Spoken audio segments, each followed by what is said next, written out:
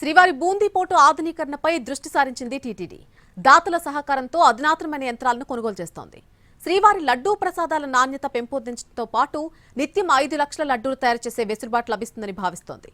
లడ్డూల క్వాలిటీని ఏఐ టెక్నాలజీతో పరీక్షించనుంది.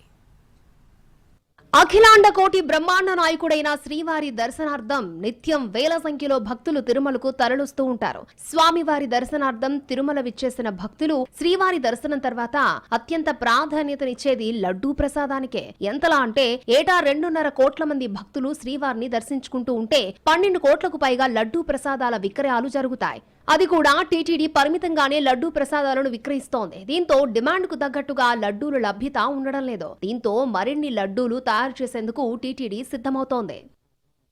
లడ్డూ ప్రసాద నాణ్యత పెంపొందించడంతో పాటు తయారీ సంఖ్యను పెంచే దిశగా ప్రణాళికలు సిద్ధం చేస్తోంది టీటీడీ. ఇప్పటికే శ్రీవారి లడ్డూ ప్రసాదాల తయారీకి వినియోగించే ముడి సరుకుల నాణ్యత పెంచేలా చర్యలు తీసుకుంది. శ్రీవారి లడ్డూ ప్రసాదం తయారీకి 9 రకాల ముడి సరుకులు వినియోగిస్తూ ఉండగా వాటిలో 8 రకాల ముడి సరుకులు నాణ్యత గుర్తించేందుకు అధునాతనమైన యంత్రాంగాలను ఉగ్రాణంలో ఏర్పాటు చేశారు. దాతల సహకారంతో 3 కోట్ల రూపాయల వ్యయంతో ఏర్పాటు చేసిన యంత్రాలను సీఎం చంద్రబాబు ప్రారంభించారు. దీనివల్ల లడ్డూ ప్రసాదం తయారీలో వినియోగించే ముడి సరుకుల నాణ్యత నిర్దేశించిన విధానంలో లేకపోతే ఆర్టిఫిషియల్ ఇంటెలిజెన్స్ ద్వారా వాటిని వెంటనే గుర్తించొచ్చు. ఈ ప్రక్రియతో ప్రసాదాల తయారీలో నాణ్యతా ప్రమాణాలు గణనీయంగా పెరిగాయి.